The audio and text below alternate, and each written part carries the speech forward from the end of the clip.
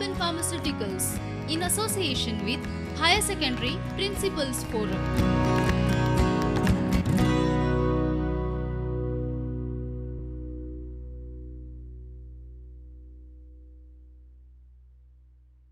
A very warm welcome to you all. I am Fesal Fernandes, political science teacher from Santacruz Higher Secondary.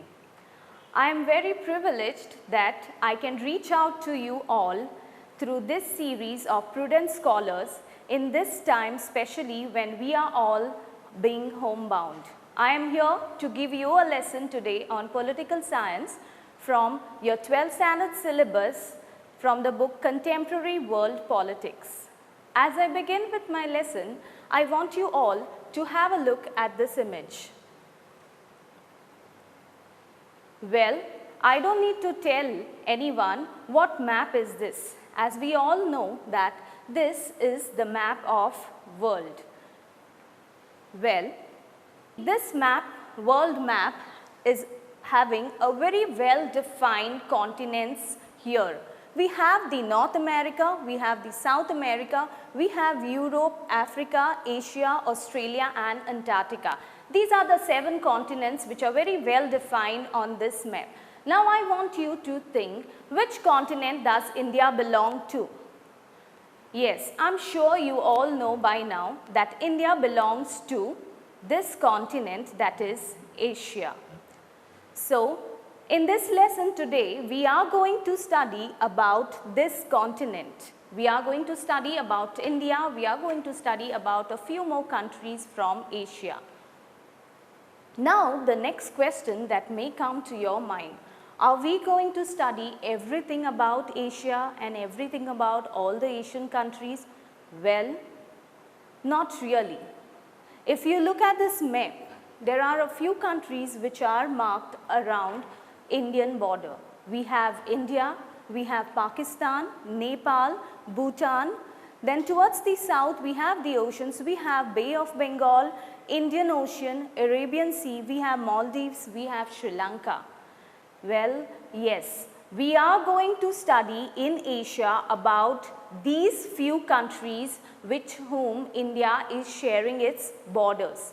And now, the only Asian countries with which India is sharing the borders is the South Asian countries. We have these South Asian countries which we are going to study today in today's lesson. So, the lesson title is Contemporary South Asia. So, this is the 5th chapter from your book, that is Contemporary World Politics in 12th standard syllabus for political science. As I begin with the lesson, the very first thing that will come to your mind, what is South Asia? Well, it isn't very difficult to understand if you look at this image. In this image, only the area which is shaded in green. Okay, so these countries which are shaded in green are considered as South Asian countries. This will help you to understand a little better where exactly in the world are the South Asian countries and which is the composition of the South Asian countries. So I hope I am very clear with explaining what is South Asia. Now let us move on to the next thing. If we are studying about South Asia, which are the exact South Asian countries we are going to study? Well, we are going to study about 7 South Asian countries.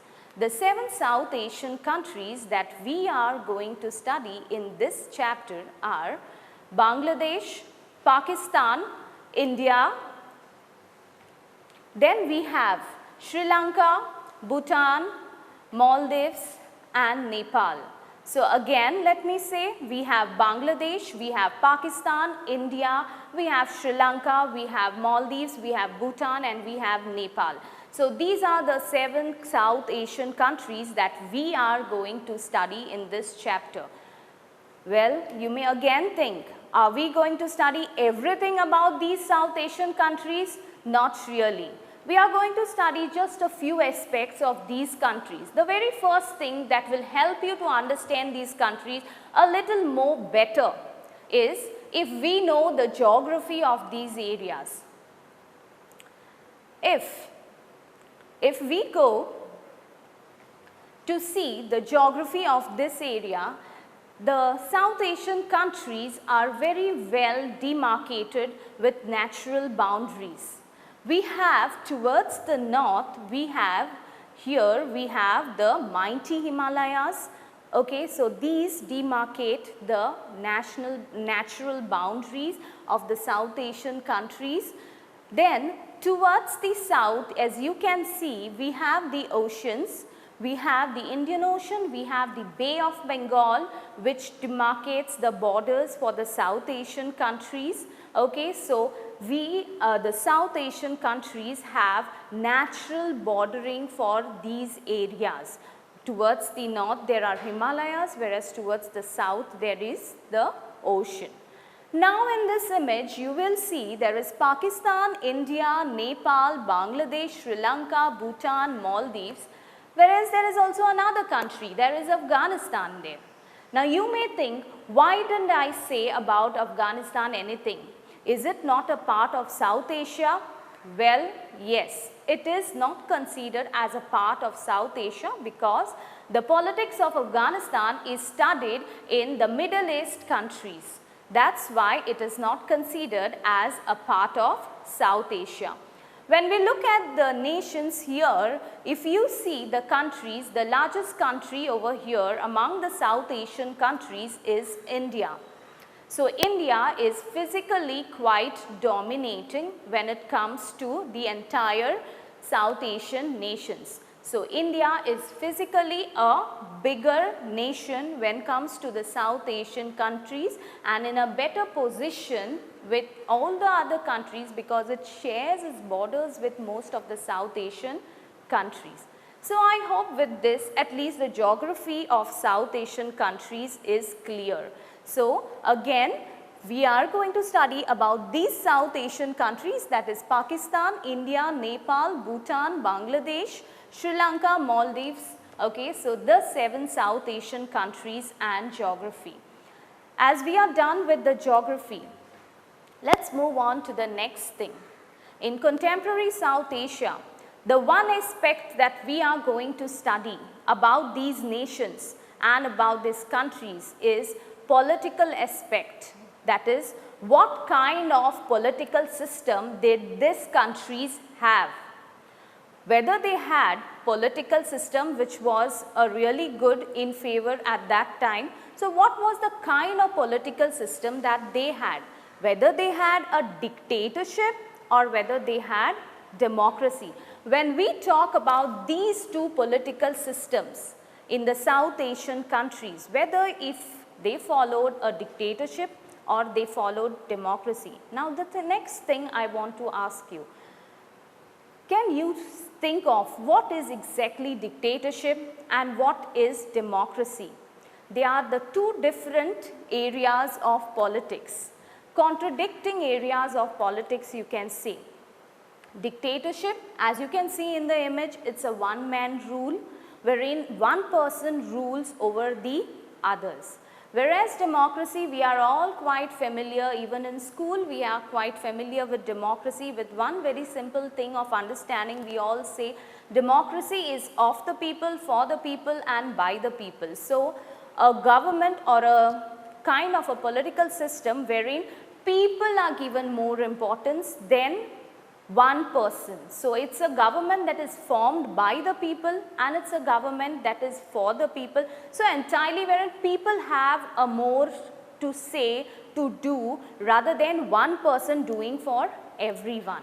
So in this lesson in contemporary South Asia, we are going to see about the political systems of these 7 countries, whether these 7 countries have had democracy or whether these 7 countries have had dictatorship.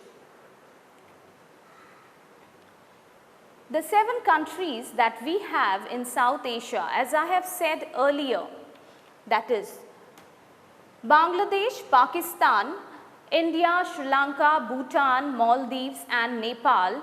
When we talk about Bangladesh and Pakistan, when we talk about these two countries have had dictatorship as well as democracy. When we talk about India and Sri Lanka are such countries which have actually maintained democratic form of government after their independence. After the independence, both India as well as Sri Lanka have started in fact with democracy and have continued with democracy till date. Both India and Sri Lanka also have another common thing, that is both were ruled by British. The next three countries, that is Bhutan, Maldives and Nepal, these are the countries which were ruled by a monarch. Now a monarch is a king, so these were ruled by a monarch, and then later they shifted to constitutional monarchy, and then even later now democracy. So different countries started with different form of governments and then now moved on to a path of democracy. So is democracy having in South Asian countries that easy, or were the South Asian countries all the time demanding democracy? But if we look at the overall 7 countries, it is much easier to understand that there is democracy in a favorable form of a government in these countries. Let us move on to the next thing, that is military and democracy in Pakistan. We will take individual countries to understand how they have had democracy and dictatorship, or dictatorship and democracy. When we look into this map, we have, I want you to see and focus on three things in this map of India. We have Pakistan, which is this part, we have India and this small stretch which is marked there as East Pakistan. This is at the time of independence.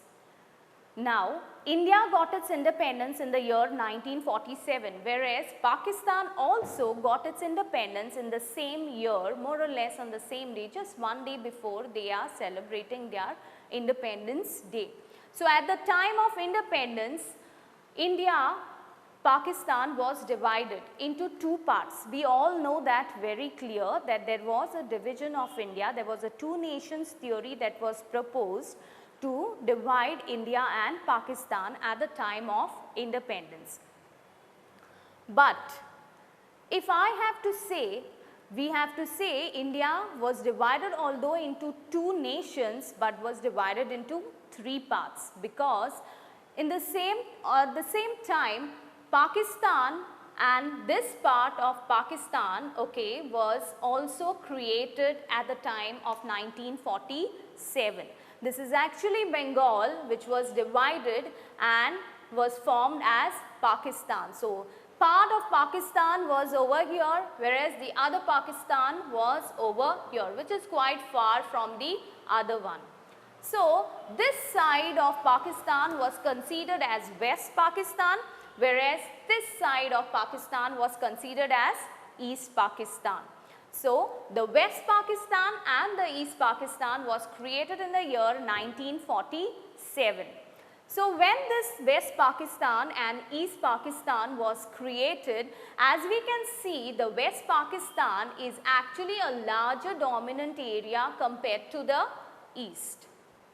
So, when the actual system of administration began, there was a lot of problem between the West Pakistan and the East Pakistan. The West Pakistan was all the time dominating over the East Pakistan. Whether it is culture, whether it is politics, whether it is language, whether it is religion, was dominated over to East Pakistan. This was not liked by East Pakistan, and there was a constant struggle between East Pakistan and West Pakistan at this time. So, in the year 1970, there were elections which were held, and in these elections, Sheikh Mujibur Rahman won the elections, and Sheikh Mujibur Rahman belonged to the eastern part of Pakistan. So when Sheikh Mujibur Rahman won the elections, they had to form a government, and East Pakistan forming a government and dominating over the West Pakistan was not acceptable to West Pakistan, and hence at this time there was a killing ordered in East Pakistan. Due to this chaos in East Pakistan, the thing that actually took place was the only rescue for the people in East Pakistan was the closer nation to move out. So, and I don't need to tell you which is the closer nation wherein they could easily go. That is India. Hence, they moved on to the eastern part of India. There were lots of people, there were thousands of people who migrated from East Pakistan to India at this time as refugees. They came to India as refugees from East Pakistan in the year 1971. So, when these refugees from East Pakistan came to India, India could not say no, because according to the international law of refugees, I hope you know what's the meaning of refugee. Refugees are people who leave their country in terms of emergency. This emergency could be natural calamity, it could be a war, it could be a famine. So, at this time there were killings ordered, and to save their life from East Pakistan, people came to India. So, India had to shelter thousands of people from East Pakistan to India, which was again a great problem for India, because India also had to go through population pressure, land pressure at this time. So, when India sheltered these people from East Pakistan, it came into the eye of Pakistan that India is supporting East Pakistan to fight against West Pakistan. I hope I am clear with what I am saying. When East Pakistan people entered into India, Pakistan, that is West Pakistan, felt that India was supporting the East Pakistan people to fight against the West Pakistan. The result was India had to face a war with Pakistan in the year 1971. With the end of the war, there was a ceasefire, and with the end of the war in 1971, Bangladesh was created from East Pakistan. So, the East Pakistan, which was a part of Pakistan, was given its independence and was completely a new country which was termed as Bangladesh. So, Bangladesh got its independence in the year 1971. So, with this we got these three countries, that is Pakistan, India and Bangladesh by 1971. And ever since then, Bangladesh has been trying to have democratic form of government. India, we don't need to tell that India since 1947 have had a democratic form of government and is been following democracy even now. Okay, now let us have a look at the form of government in Pakistan, or the political system in Pakistan, military or democracy. In the year 1958, it was General Ayub Khan who had taken over the administration of Pakistan, and General Ayub Khan was a military ruler, and hence this time in the year 1958, it is a dictatorship. I have mentioned it earlier also, dictatorship is one person ruling over the people. So, because General Ayub Khan was a dictatorship, and the other thing was people were dissatisfied, people were not very happy with the rule of General Ayub Khan. So, there was a popular dissatisfaction among the people. Because of this dissatisfaction among the people, General Yahya Khan took over again as a military ruler. General Yahya Khan was also a dictator. So, when it comes to Pakistan, we have General Ayub Khan in the year 1958, and we have General Yahya Khan who had taken over after General Ayub Khan. So, both these leaders were dictators. Definitely by now during Yahya Khan's rule, there were two crises that Pakistan had faced. The Bangladesh crisis, which I have just spoken in the previous slide, how Bangladesh was created from Pakistan, that is from East Pakistan, it became Bangladesh.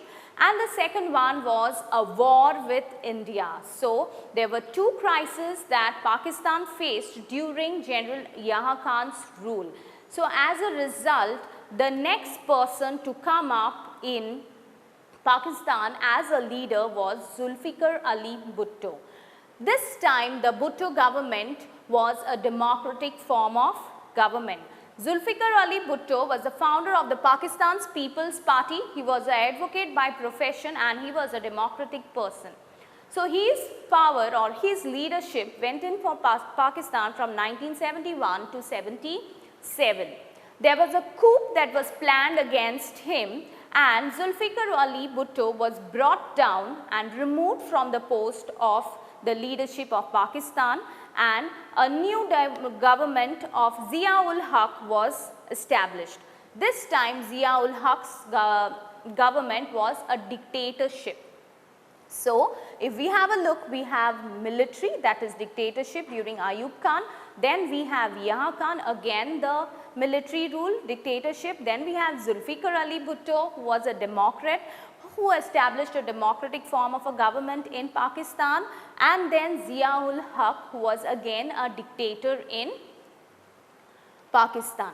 Then the next ruler, okay, again after Zia-ul Haq was Benazir Bhutto. Now Benazir Bhutto is daughter of Zulfikar Ali Bhutto.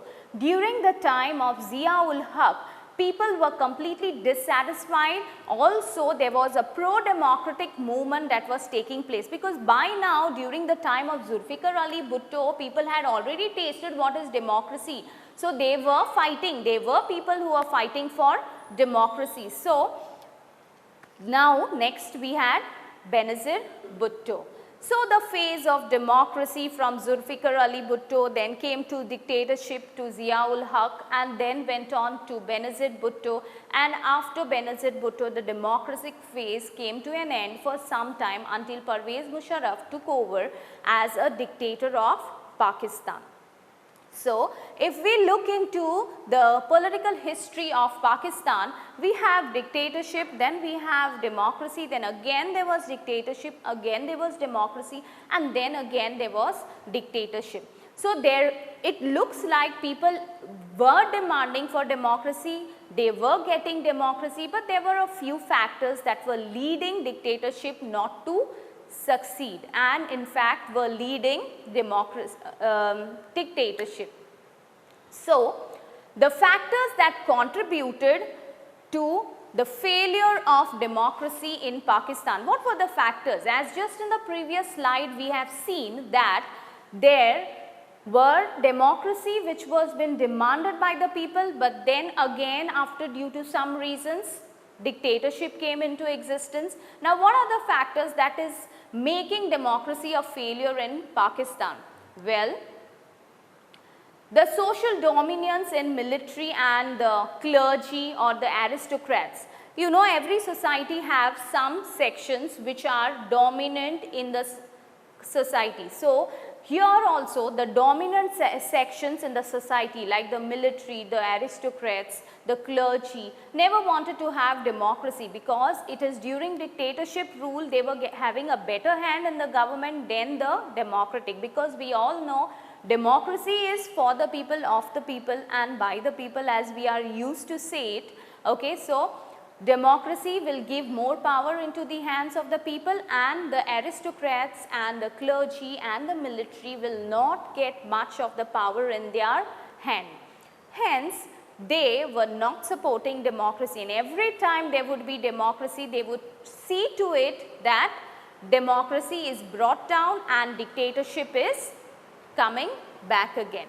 The other thing is, there were some pro-military groups in Pakistan which were very active. You know, pro-military groups are those dictatorship or those groups which were all the time for dictatorship. The reason was Pakistan and India had many issues. One of the biggest issue that is unresolved even till now is Jammu and Kashmir. So, due to this there have been issues and wars between India and Pakistan. So, the pro-military groups would become more powerful during this time. The next thing, that why dictatorship would be more successful in Pakistan is the lack of genuine support. There would be no genuine support in Pakistan for democracy, and hence dictatorship would all the time come up in Pakistan. Also, another reason why there is a failure of democracy was United States and other Western countries were not much encouraging democracy, but were most of the time into military support. So, most of the time they were authoritarian supporters, and hence democracy was at international level in Pakistan also was not getting much of the support, and hence democracy in Pakistan was not becoming a success and would become a failure. Now, let us move on to the next. Contemporary South Asia. Right now we have done these countries' politics, that is Bangladesh, Pakistan, India. We know that India is having democratic form of government since independence. We know Bangladesh, how Bangladesh was created, and since then it started having democracy. Bangladesh created from Pakistan. The next we have done also about Pakistan, whether Pakistan had dictatorship or democracy, the struggle you can say between democracy, the struggle for democracy to come up in Pakistan in fact. Now, let us move on to the next country in South Asia, that is Sri Lanka. So, have a look at this map of Sri Lanka. This is a very small country towards the south of India. If you look at this map, it will exactly tell you where Sri Lanka falls in the whole of world map, and it's a very close neighbor to India, and in fact it doesn't have closer neighbor than India. Okay. So, Sri Lanka and India. When we talk about Sri Lanka and India, both had a British rule over it. So, India got its independence in the year 1947 and Sri Lanka got its independence in the year 1948. From the British rule, when Sri Lanka got its independence, the transfer of power was very peaceful. We do not have, the way we had in India, sacrifices, the way India, there was a two nations theory that was proposed and passed, and the way things happened at the time of independence did not take place at the time of independence in Sri Lanka. It was a very peaceful transfer of power from British to Sri Lankan government in the year 1947. After the independence, Sri Lanka started having a democratic form of government. It started with a democratic form of government, and the people of Sri Lanka living in Sri Lanka are called as Sinhalas. The way people living in India are called as Indians, America are called as Americans. Similarly, people living in Sri Lanka are called as Sinhalans. The politics in Sri Lanka was dominated by these Sinhalans. There is another aspect. When we talk about the aspect or political aspect of Sri Lanka, we do not have much to discuss about democracy or dictatorship because it has been democracy throughout, but the another aspect in Sri Lanka is the Tamils. In Sri Lanka, we have the Tamils who have settled over here. You know, there were a lot of Tamils during the time of British rule who had gone and settled in Sri Lanka. In fact, they were taken as workers in their tea plantation in Sri Lanka in the 19th and the 20th century. When these Tamils went to Sri Lanka, settled there for so many years, now the Sinhala and started taking the benefits in Sri Lanka. It was quite natural. So, the Sinhalas felt that Sri Lanka belongs to the Sinhalas and not the Tamils. So, the Tamils should not be given any benefits. Due to the complete neglected feeling throughout in Sri Lanka, the Tamils in Sri Lanka formed the LTTE in the year 1983, that is Liberation Tigers of Tamil Illam, a militant group in the year 1983. When they formed the LTTE in the year 1983 in Sri Lanka, they started demanding a complete separate state for them within Sri Lanka, a complete separate state for the Tamils, which would look like this, more or less like this. The blue shade over here was an area that was not actually controlled, was claimed. So, they wanted this area to be claimed as a complete separate place for the Tamils in Sri Lanka, which was not acceptable to the people in Sri Lanka. So, there was a constant struggle going on between the Tamils and between the Sinhalas. The Indian government at this time was trying to negotiate with the government of Sri Lanka to deal with this, and in the year 1987, the Indian government sent the troops IPKF to Sri Lanka to deal with the Tamils in Sri Lanka and to stabilize the relationship between the Sinhalas and the Tamils. This gesture of India of sending the IPKF forces in Sri Lanka was not liked by the Sri Lankan government, as it was considered as Indian interfering into the political matters of Sri Lanka. It was seen, this gesture of India was seen as an interference by the Sri Lankan government. So, in the year 1989, the IPKF was pulled out of Sri Lanka without attaining its objectives, because they got involved with the Tamils into some fight with the Tamils in Sri Lanka, and hence they had to be pulled out. This ethnic conflict between the Sinhalas and the Tamils in Sri Lanka have been going on for decades. It went on for almost 3 decades, and it is one of the longest civil war in the world, we can say. This ethnic conflict is one of the longest civil war between the Tamils and the Sri Lankan people, that is the Sinhalans. Let us move on to the next country in South Asia, that is Nepal. This is the map of Nepal. If you have a look at this, Nepal shares a majority of its border with India. So, Nepal and India shares, just the way they share their borders, they also share very close relation with one another.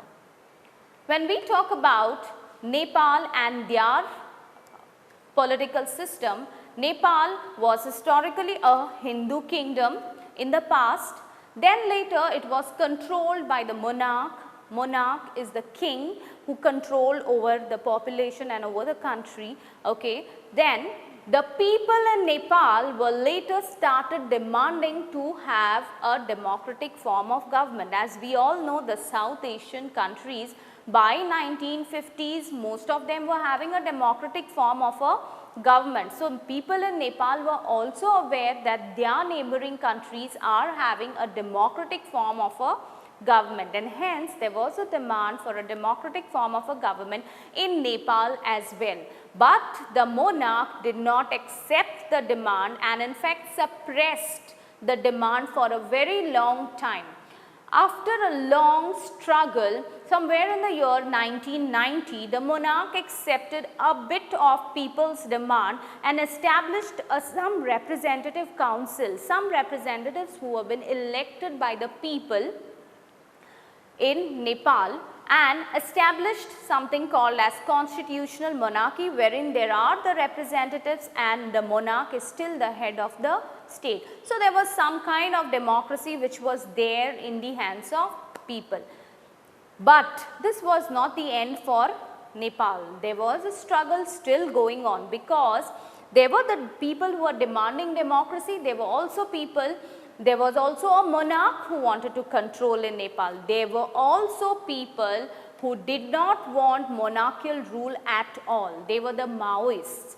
The Maoists in fact wanted to overthrow the monarch of Nepal completely and establish People's Republic, that is complete people's rule in Nepal. So, it was a kind of a triangular struggle in Nepal between the Maoists, between the Democrats and between the Nepali people. So, it was a kind of a triangular struggle for democracy in Nepal. As a result, because of this entire chaos and conflicts, monarch completely finished off with the representative, dissolved the representatives which was been appointed and established a monarchical rule all over again.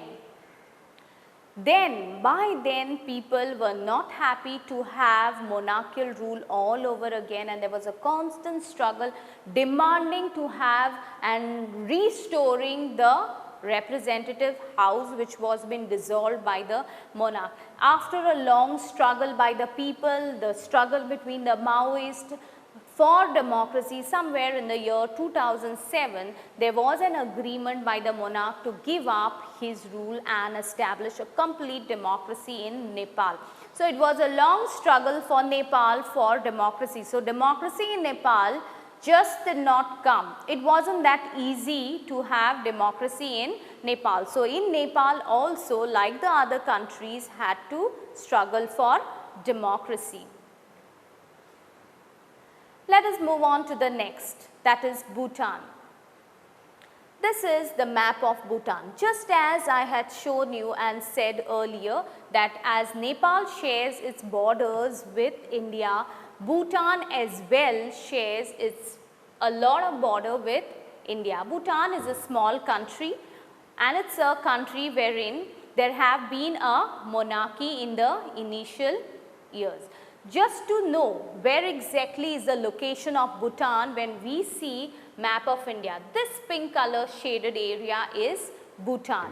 So, just so that you get a clear idea where exactly Bhutan is in the eastern side of India. So, if you see the place, on the map, it becomes better for you to know exactly what you have to understand. So, when it comes to Bhutan, politics in Bhutan, the government of Bhutan have been a constitutional monarchy since 2008 and the king of Bhutan is the head of the state.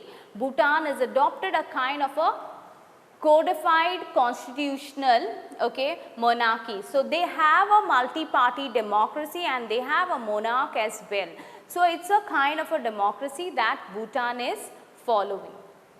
Now that we have studied these 7 countries, now for us the next thing that we need to know is India with its neighbors. Now the 7 countries that we have done is Pakistan, India, Bangladesh, Sri Lanka, Bhutan, Maldives and Nepal. So when we talk about India and its neighbors now, the next topic that you need to move on, because India, as I had said in the beginning, is one of the dominant country with physically and even in the population wise, population of India is vast.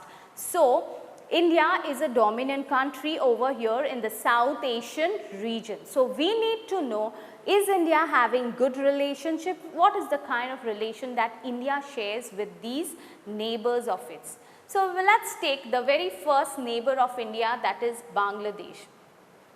The history of Bangladesh, as I told you, as Bangladesh was in fact a part of India initially, then with the division in the year 1947 was divided, then again there were issues between Bangladesh, that is the East Pakistan and the West Pakistan, and at this time Bangladesh again took some help from India and then again in the year 1971 it got its independence.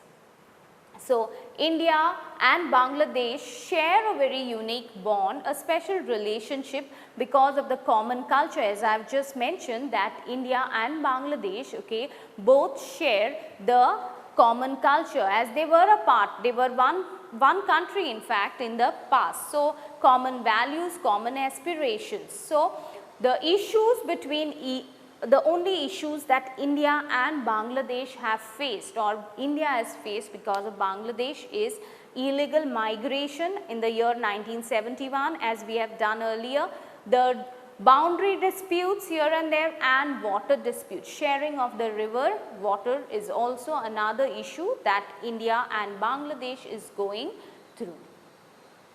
Let's move on to the next neighbor of India, that is India and Pakistan.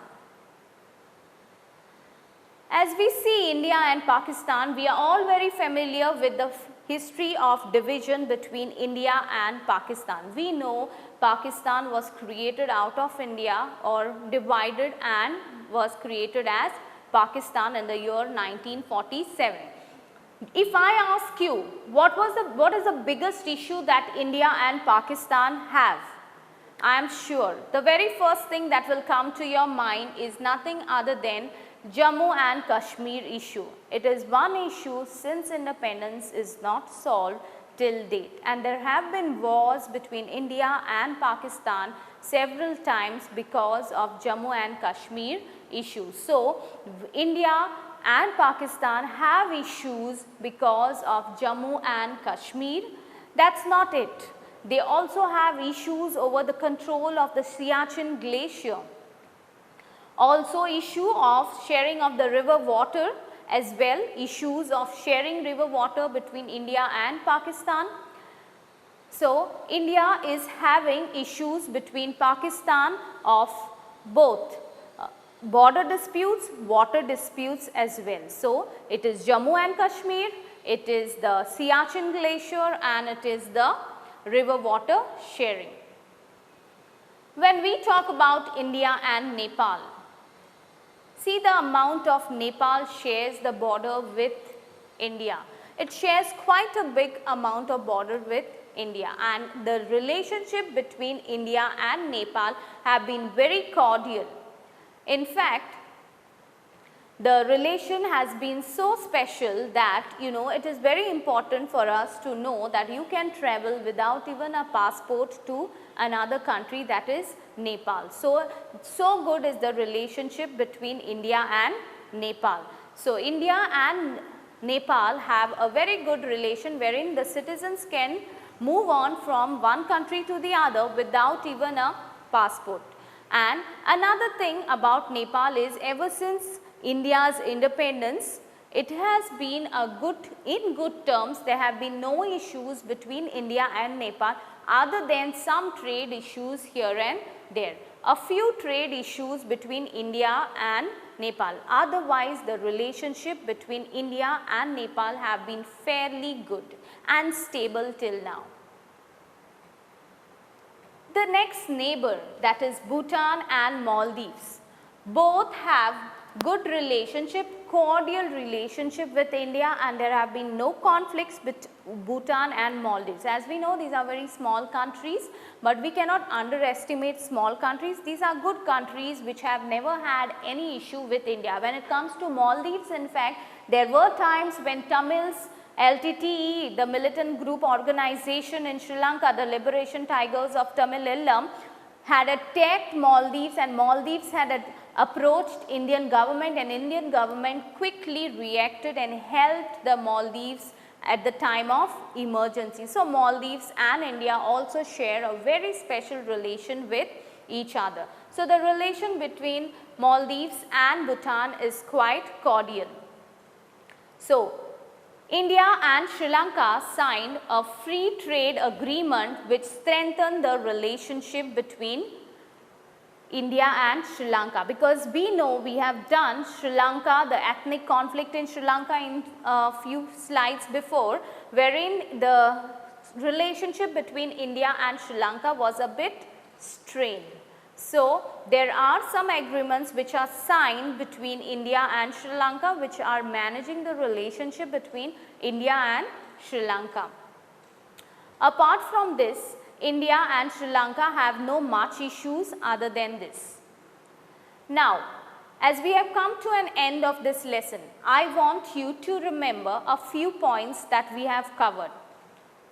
The geography of South Asia in the beginning of the lecture, as I said, The geography, the South Asian countries are demarcated with natural boundaries of the Himalayas and the ocean. The 7 South Asian countries which you need to know, the Pakistan, India, Bangladesh, Sri Lanka, Nepal, Bhutan and Maldives. The political history in fact of these 7 countries that we have had political history in the sense whether they have had democracy or whether they have dictatorship. If they have democracy, was it that easy to have democracy, or if they have dictatorship, was it easy to have dictatorship? So, what was the dictatorship favored in fact, or people were not happy under, were the people happy under dictatorship, or people were still demanding for democracy? The struggle that between democracy and dictatorship. Then military and democracy in Pakistan. The next thing that we have done very importantly to focus on military and democracy in Pakistan. The struggle between the military government, that is the democratic form of a government, and the dictatorship form of a government and the democratic form of a government. The next thing is the ethnic conflict in Sri Lanka, a conflict between the Tamils in Sri Lanka and the Sinhalas in Sri Lanka, and constitutional monarchy in Nepal. So, these are a few things that you need, and India's relationship with its neighbors. So, what type of relationship does India hold with its neighbors? Does it hold a cordial relationship with its neighbors, or does it have a stressed relationship with it? Of course, there are issues here and there, but India has tried to stabilize its relationship with the South Asian countries. With this, as we come to an end of this lesson, I would like you all 12th standard students, 12th standard political science students in fact, to go to your textbook, read the lesson. This is chapter number 5 from Contemporary World Politics, so that you understand the chapter even better. When you read it by yourself, you will get to know it even more better. So, with this I end my lecture. Thank you very much. Prudent Scholars, powered by Lupin Pharmaceuticals.